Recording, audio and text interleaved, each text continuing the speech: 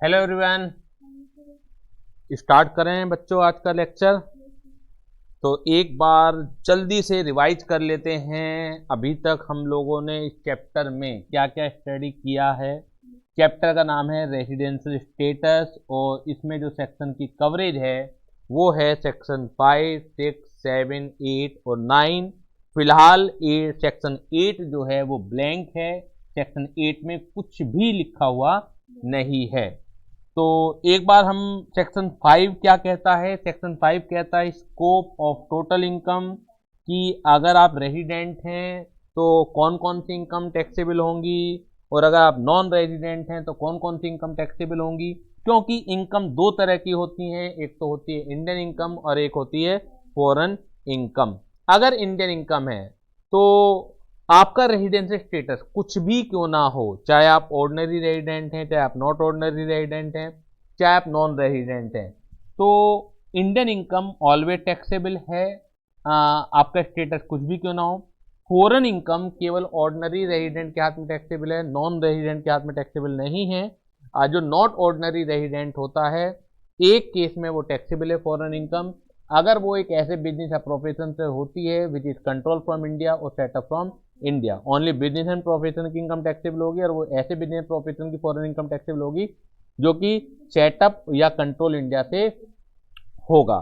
Section 5 तो ये खत्म हो गया। सेक्शन 6 है जो हमारा चल रहा है, वो है कि how to determine residential status of different category of person, जिसमें कि हमने पिछले 2-3 लेक्चर में इंडिविजुअल का रेजिडेंशियल स्टेटस खत्म कर लिया था। मैंने आपको बताया था कि इंडिविजुअल का ही थोड़ा सा मुश्किल है, अदरवाइज बाकी तो सारे सिंपल हैं। जैसे आज हम लोग करेंगे हिंदू अनडिवाइडेड फैमिली का, कंपनी का, association of person, body of individual, ये सारे के सारे हम आज निपटाने की कोशिश करेंगे।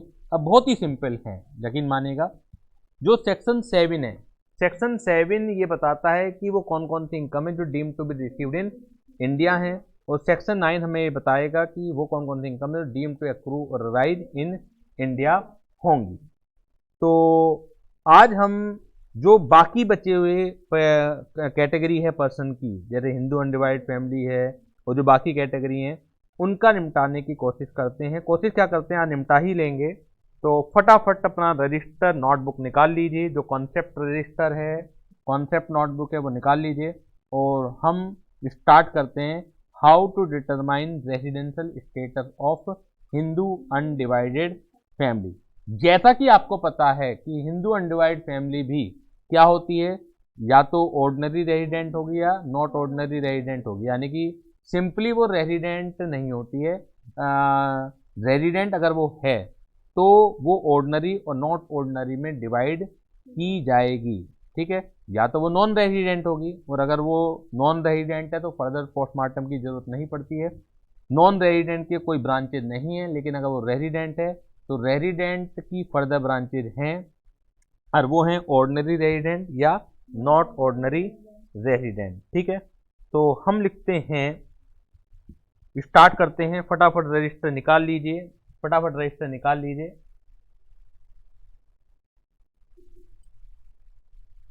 Residential status of Hindu undivided family, determination of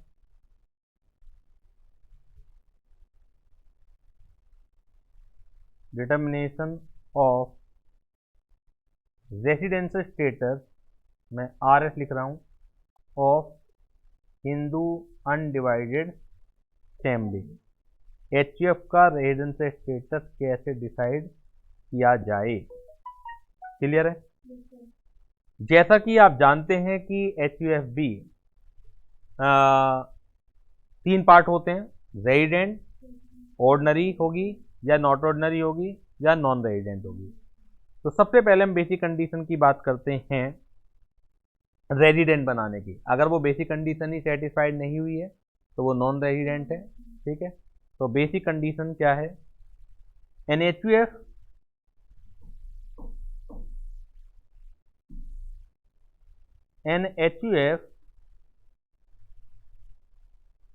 is said to be resident in India in all cases. An Hindu underwear family said to be resident in India in all cases except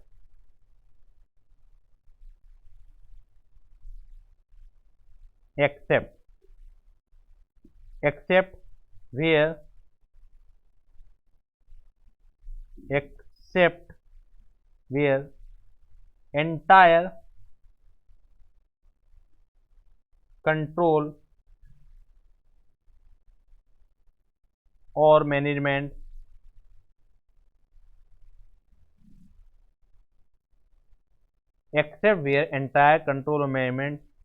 is situated outside India.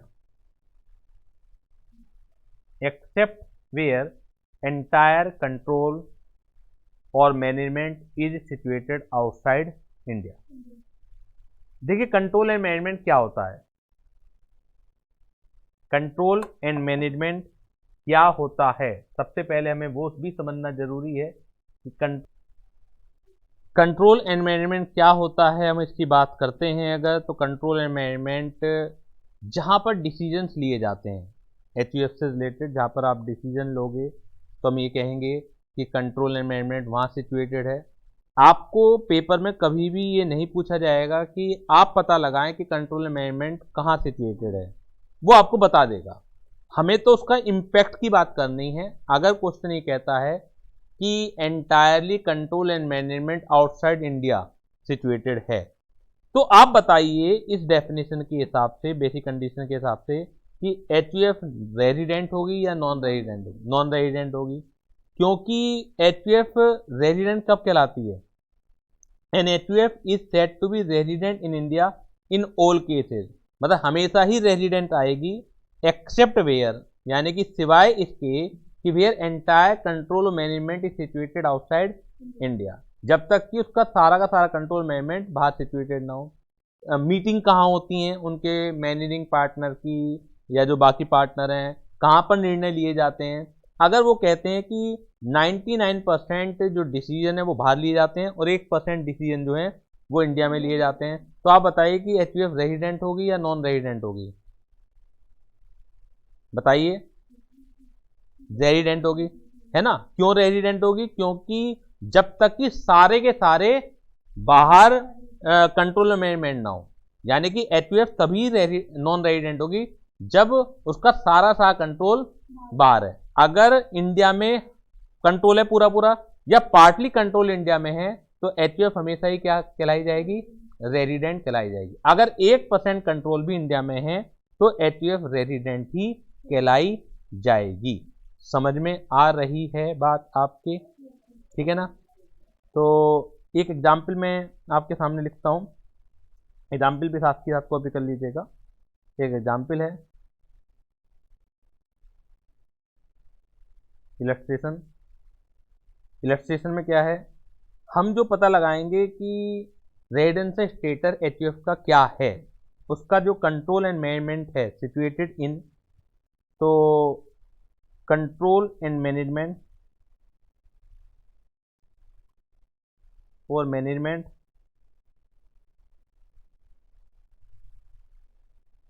Situated,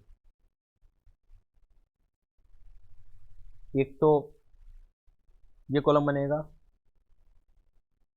और residential status of HUF क्या होगा, एक ये column बनना है। अगर हम बात करते हैं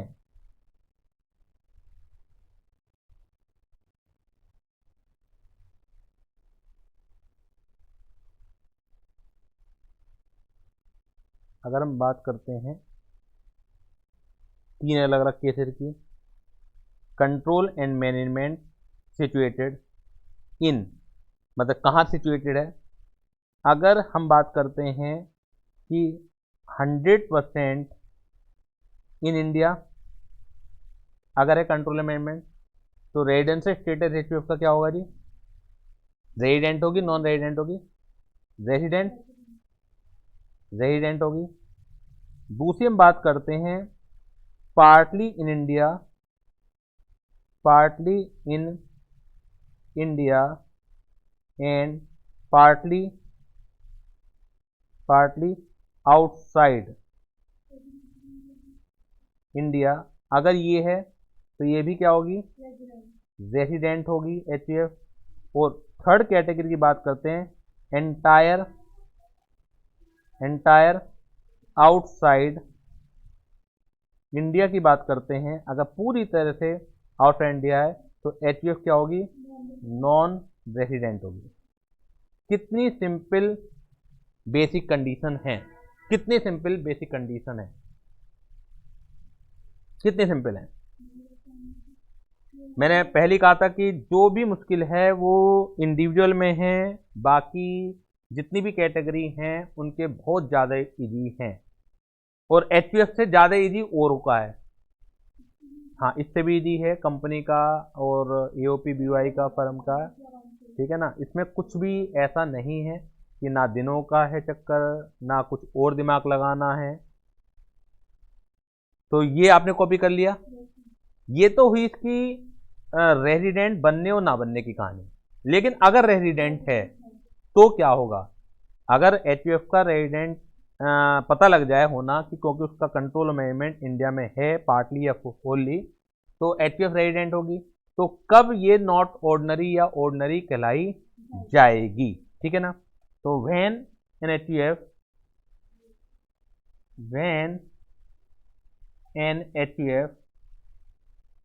when an HUF is said to be not ordinary, when an HUF is said to be not ordinary resident। कब HUF नॉट ऑर्डिनरी रेजिडेंट मानी जाएगी, ठीक है। देखिए, जो नॉट ऑर्डिनरी की कंडीशन इंडिविजुअल के लिए थी कि नॉट ऑर्डिनरी कब कब मानी जाएगी, वो 4 थी, जिसमें से 2 तो इसी असेसमेंट ईयर से आई थी, 2 पुरानी थी। तो हमें पुरानी वाली कंडीशन देखनी है बस यहाँ पर। अगर उन दोनों में से कोई भी एक सेटिस्फाइड हो जाती है, किसके लिए सेटिस्फाइड होती है, एचयूएफ में भी मेंबर होते हैं, वो कर्ता होता है। कर्ता का मतलब होता है जो प्रधान होता है, जिसकी ज़्यादा बात चलती है, ठीक है। तो जिसे आपने कर्ता अपॉइंट कर रखा, मुखिया जिसे हम बोल देंगे। तो हमें देखना पड़ता है कि एचयूएफ का कर्ता क्या उन 2 एडिशनल कंडीशन में कोई भी सेटिस्फाइड कर रहा है। अगर वो 2 सेटिस्फाइड कर रहा है एक भी, तो एचयूएफ नॉट ऑर्डिनरी मानी जाएगी। और अगर वो दोनों एडिशनल कंडीशन में से कोई भी सेटिस्फाइड नहीं करता तो एचयूएफ ऑर्डिनरी रेजिडेंट मानी जाएगी। क्लियर है बात ये। तो when an HUF is said to be not ordinary resident, ठीक है ना। तो एडिशनल कंडीशन की बात करें, additional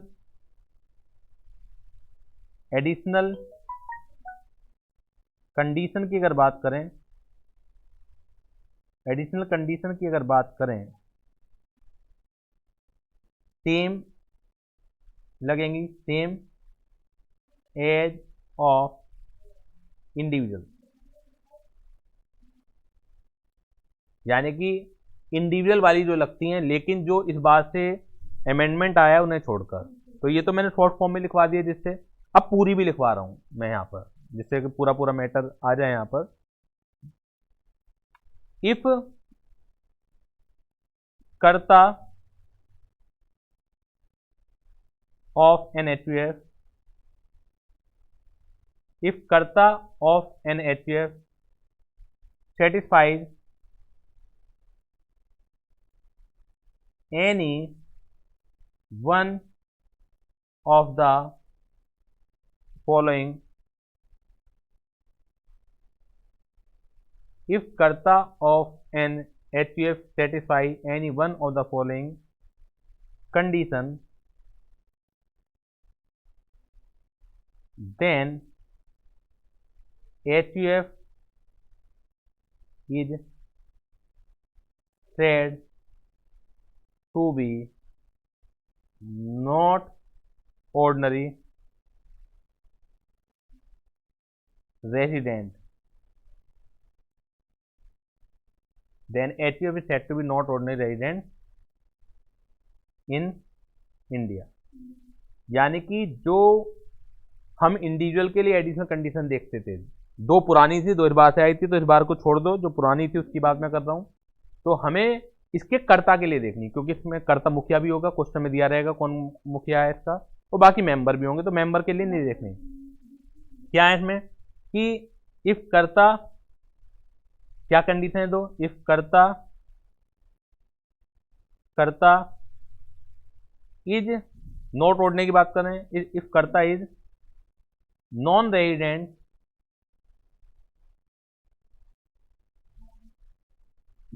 in 9 out of 10 previous year, if karta is non-resident in 9 out of 10 previous year, immediately if karta is non-resident in 9 out of 10 previous year, immediately preceding the relevant previous year. ये आपको मालूम ही है कि relevant previous year से पहले के 10 साल देखने हैं।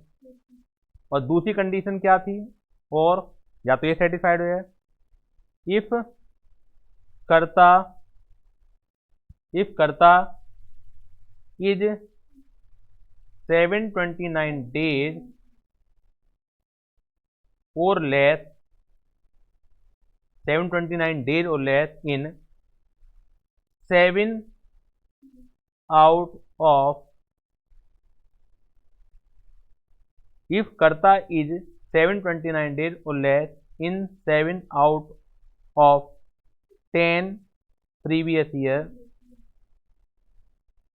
नहीं 7 out of नहीं आएगा इसमें, आउट ऑफ में तो मतलब ये होता है कि कोई से भी, तो कोई से नहीं आएगा, इन 7 ईयर, ठीक है ना, आउट ऑफ नहीं आएगा। इफ कर्ता is 729 days or less in 7 previous year,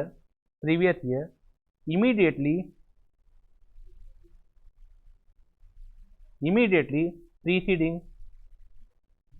preceding the relevant previous year। Clear हो गई बात? ये कोई डाउट हो बता दीजिए, कोई भी डाउट हो बता दीजिए।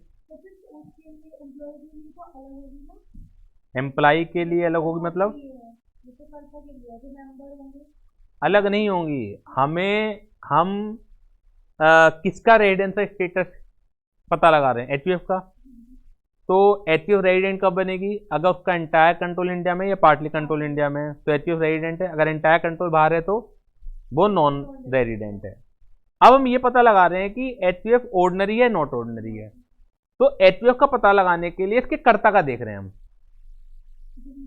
जो मुखिया है वो क्वेश्चन में गिवन होगा कि मुखिया की पिछले 10 साल में क्या स्थिति थी और पिछले 7 सालों में क्या स्थिति थी, वो क्वेश्चन में गिवन होगा। अगर वो क्वेश्चन आपसे पूछना चाह रहा होगा तो वो गिवन है।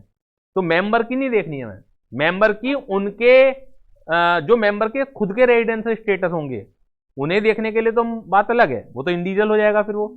लेकिन जब भी आपको एचयूएफ की देखनी है तो एचयूएफ का रेजिडेंस स्थिति देखने के लिए आपको मेंबर की रेजिडेंस स्थिति को नहीं देखना है, उसमें केवल कर्ता की देखनी है कि कर्ता की पिछले 10 साल और पिछले 7 सालों में क्या स्थिति थी।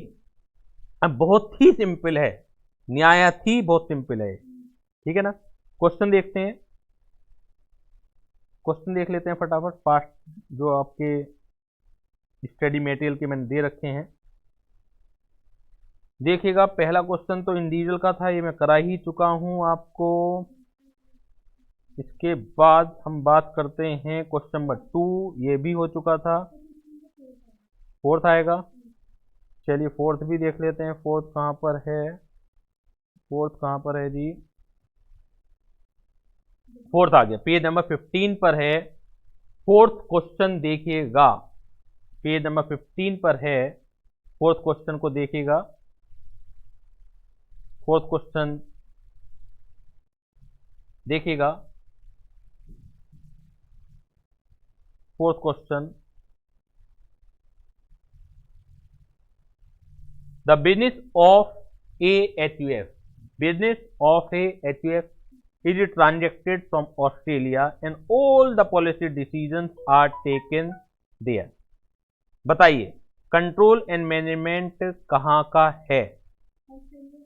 ऑस्ट्रेलिया का। जितने भी डिसीजन है यानी कि बाहर ही सारे डिसीजन लिए जाते हैं। तो इससे क्या हो गई है? Non resident. अब आगे कर्ता का भी दे रखा है, mister taken there mister E the karta of HUF who was born in Kolkata visit India during the previous year 2021 after 15 year. 15 साल बाद 2021 में पहली बार आया। He comes to India on 1 April 2020 and leave for Australia 1 December 2020। Determine residential status of E and HUF। हम ई का भी पूछा है तो ई की तो बात अलग है, वो इंडिविजुअल वाले रूल लगेंगे। HUF की अगर बात करो तो HUF तो नॉन रेजिडेंट हो गई because entire control and management is situated outside India. ठीक है ना। अब बात करते हैं ई की। अब ई की अगर बात करते हैं तो ई के दिन देखे जाएंगे।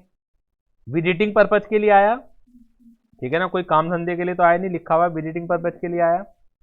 अब बाहर का सिटीजन ऑफ इंडिया है या इंडियन ओरिजिन है, अगर जो विजिटिंग पर्पज के लिए इंडिया में आता है तो उसके लिए कंडीशन नंबर 2 चेक नहीं होती है, सिर्फ और सिर्फ कंडीशन नंबर 1 चेक होती है। यानी कि अगर वो 182 दिन इंडिया में होगा तो ही वो रेजिडेंट कराया जाएगा। तो आप देख लीजिए कब से कब था। 1 अप्रैल 2020 को आया, यानी कि साल की शुरुआत में ही आ गया, और 1 दिसंबर 2020 तक वो रहा। तो अप्रैल में 30 दिन होते हैं, 30 दिन इंडिया में रहा, ठीक है ना। मई में 31 दिन होते हैं, जून में 30 दिन होते हैं, नीचे कैलकुलेशन है मैं भी कर रहा हूँ अपनी।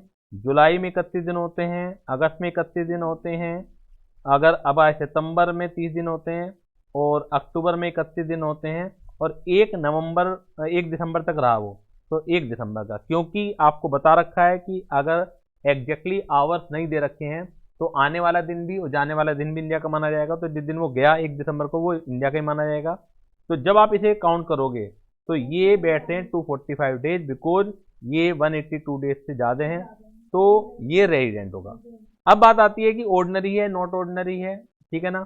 तो ऑर्डिनरी नॉट ऑर्डिनरी की कंडीशन क्या होती है? ये पिछले 10 सालों में 9 साल NR रहा हो। अब क्योंकि पिछले 15 सालों में पहली बार ही तो आ रहा है, तो इसका मतलब है कि कभी भी रेजिडेंट तो रहा ही नहीं है पिछले 15 सालों में, हमें तो 10 ही साल चाहिए, तो वो कंडीशन सेटिस्फाइड हो रही है। बल्कि इसकी तो दोनों ही एडिशनल कंडीशन सेटिस्फाइड हो रही है। पिछले 7 सालों में 729 दिन से कम ही रहा है, एक भी दिन नहीं रहा, तो कम रहा है। तो ये क्या हो जाएगा? बेसिकली नॉट ऑर्डिनरी रेजिडेंट हो जाएगा। समझ में आ गई बात आपके? तो आंसर देख लीजिएगा। Therefore the residential status of E for the previous year 2021 is resident but not ordinary resident. ठीक है। अब HUF का देखिएगा। Since the business of HUF is transacted from Australia and policy decision are taken there, it is assumed that control and management is in Australia, entire control and management is in Australia, तो outside India, therefore HUF is a non-resident in 2021। Clear होगी बात? ये कोई doubt हो तो बता दीजिए, मैं यहाँ पर क्लियर है। चलिए अब हम बात करते हैं कौन कौन बचे हुए हैं। एक तो कंपनी बची हुई है, फर्म बची हुई है, इसके अलावा एसोसिएशन पर्सन, बाकी सब लोग बचे हुए हैं। अभी इंडिविजुअल HUF का खत्म हुआ है, तो मैं बाकी लोगों का इकट्ठा करवा रहा हूं एक्सेप्ट कंपनी। ठीक है ना। तो रजिस्टर निकाल लीजिए। अब हम डिटरमाइन करने जा रहे हैं बाकी लोगों का residential status except company. Except company, तो determination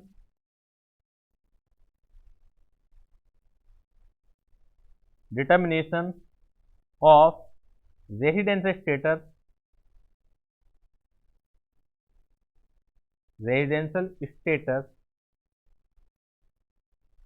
determination of residential status of firm oblique body of individual oblique association of person oblique other person except company except company, यानी कंपनी के लिए रूल अलग हैं, ठीक है, बाकी सबके लिए मैं लिखवा ही रहा हूं। कंपनी के लिए रूल अलग हैं, बाकी सबके लिए मैं लिखवा रहा हूं आपको। सिंपल बात अगर मैं बात करूं, ठीक है ना, सिंपल अगर बात करूं, एक लाइन में अगर बात करूं, same rule as of HUF, simple मैं बात करूं तो ये। अब मैं पूरी बात भी लिखवा दे रहा हूं। बस हमने एचयूएफ के साथ क्यों नहीं लिया इसे, कोई बता सकता है? एचयूएफ के साथ इसलिए नहीं लिया क्योंकि एचयूएफ का फर्दर पोस्टमार्टम होना है, इनका फर्दर पोस्टमार्टम नहीं होना, केवल इस वजह से एचयूएफ के साथ नहीं लिया, अदरवाइज तो एचयूएफ के साथ भी इसे पढ़ाया जा सकता था। तो same rule as of HUF, ठीक है ना।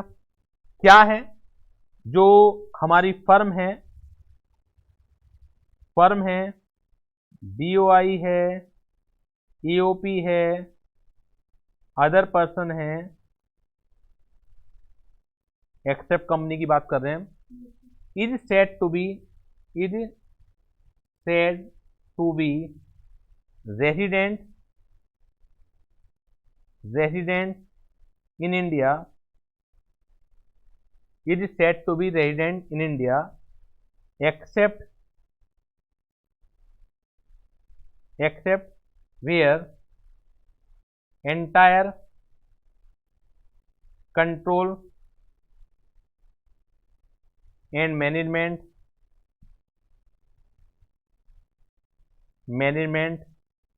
is situated outside India. जितने भी बाकी लोग हैं वो रूल जो हैं वो उनके ऊपर एचयूएफ वाले लगते हैं। अगर सारा कंट्रोल अमेंडमेंट बाहर सिचुएटेड होगा तो ये नॉन रेजिडेंट होंगे। अगर पूरा का पूरा इंडिया में या पार्टली भी इंडिया में अगर होगा तो ये रेजिडेंट कहलाए जाएंगे। और लास्ट है अब हमारा determination of residence status of a company, ठीक है ना, इससे और खत्म कर लेते हैं।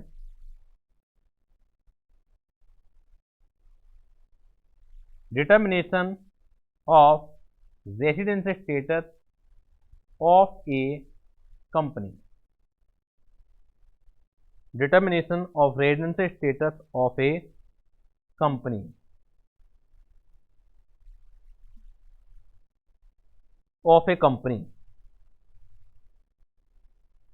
क्या होगा कंपनी का रेजिडेंशियल स्टेटस?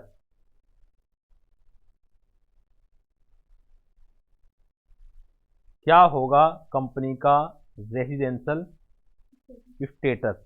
अगर हम बात करें, एक कंपनी, ये हल्का नजर आ रहा है शायद, कलर में चेंज कर लेता हूं। एक company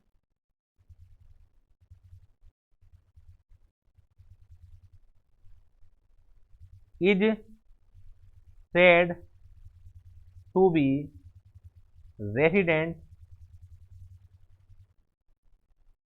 in India if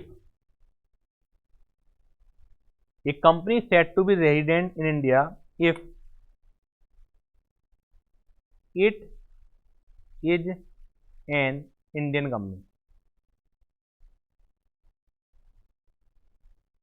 if it is an Indian company, यानी कि अगर इंडियन कंपनी होगी तो इंडियन कंपनी ऑलवेज ही क्या मानी जाएगी? रेजिडेंट मानी जाएगी। In case